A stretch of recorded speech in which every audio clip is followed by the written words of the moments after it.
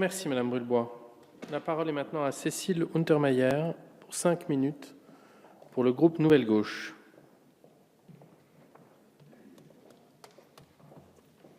Bonjour. Madame la ministre, monsieur le rapporteur, mes chers collègues, rappelons que la proclamation d'un droit à l'eau a été le fait de nombreuses déclarations intergouvernementales, et ce dès 1977, avec notamment la conférence de l'ONU de Mar del Plata.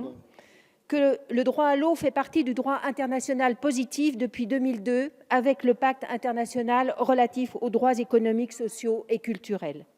Que plusieurs pays reconnaissent ce droit à l'eau dans leur constitution, des pays africains, le Sénégal, l'Afrique du Sud, mais aussi la Slovénie et les pays d'Amérique du Sud. En France, la loi du 3 janvier 1992, l'eau fait désormais partie du patrimoine commun de la nation.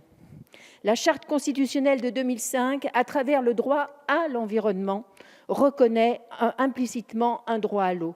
Faut-il aller plus loin sur ce sujet d'un droit inscrit dans la Constitution? Très certainement. Le débat doit avoir lieu et merci de le poser aujourd'hui. Mais sans doute n'est-ce pas au détour d'une proposition de loi comme aujourd'hui, mais dans le cadre de la révision institutionnelle, constitutionnelle à venir.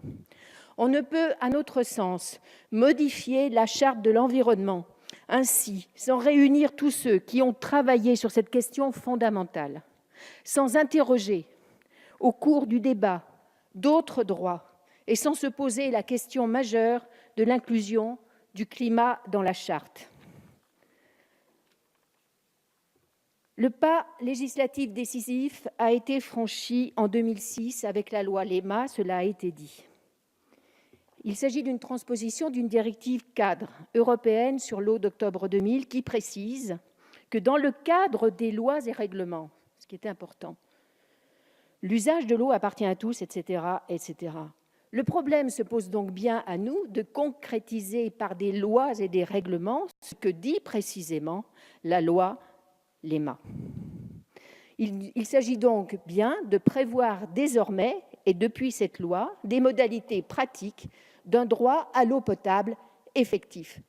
C'est donc pour nous une nouvelle loi à l'eau, interrogeant toutes les questions que vous avez soulevées ici, qui doit être envisagée. Avec des points qui sont: que se passe-t-il en cas de pénurie? Car nous connaîtrons des conditions de pénurie. Et l'article de la PPL parle avec raison d'une priorité à tout autre usage. Définissons ces priorités dans la loi.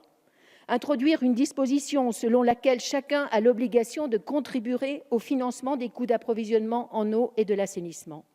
Ajouter que lorsque les réseaux de distribution ne sont pas accessibles, les résidents doivent disposer d'une source d'eau potable à un prix abordable. Prévoir une disposition sur les tarifs, un prix de l'eau fixé de façon à assurer le caractère durable du service en matière d'eau, protéger la santé publique et l'environnement, mais aussi que ce ne soit pas un tarif qui soit un obstacle à la consommation pour les plus précaires d'entre nous. Enfin, mettre en place partout sur le sol national des bornes fontaines gratuites et les premiers volumes d'eau gratuits. C'était l'objet de la proposition de loi qui avait été déposée en 2013 par Jean Glavany, Jean-Paul Chanteguet, Marie-Georges Buffet, portée par plus de 30 associations et 5 partis politiques, rapportée par Michel Lesage. Ce texte qui organisait ce droit à l'eau n'a pas survécu à son examen au Parlement. Il faut savoir que le lobby des eaux en bouteille et la vive opposition des sénateurs ont eu raison de cette proposition de loi, a priori consensuelle. La présente proposition de loi rappelle opportunément l'urgence que nous avons à disposer de modalités pratiques pour un droit dont personne ne conteste le caractère fondamental. Ne perdons donc pas de temps pour traduire dans les actes nos engagements de développement durable et de solidarité en faveur du droit à l'eau potable. En conséquence de ce qui vient d'être dit, le groupe Nouvelle Gauche exprime ses regrets sur une motion de rejet, parce qu'on ne doit pas faire obstruction à un débat parlementaire, demande une motion de renvoi pour pouvoir discuter plus avant de cette question majeure. Et merci encore une fois, Bastien Lachaud, monsieur le député, de l'avoir posée. Je vous remercie.